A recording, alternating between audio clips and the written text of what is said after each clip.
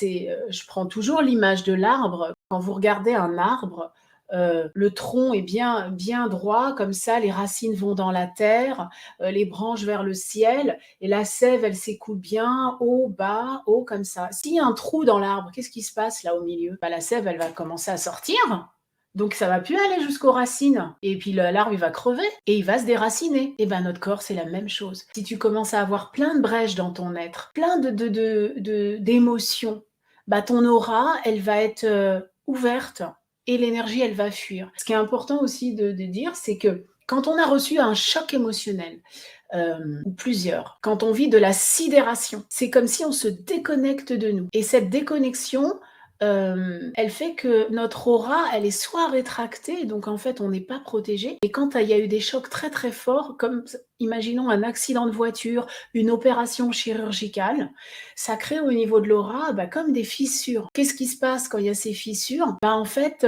ça donne accès à plein de choses. C'est comme un trou. Et quand tu as un trou, quand tu as une maison là, dans le mur de ta maison, tu as un trou, il se passe quoi? Bah, il y a des fuites quoi, ça peut être, de l'eau qui coule, ou le toit ne va plus être étanche, ou le mur non plus. Il faut colmater les brèches, hein, on est d'accord? Pour colmater les brèches, il faut aller faire ce travail de libérer la cause de ce qui a provoqué une brèche.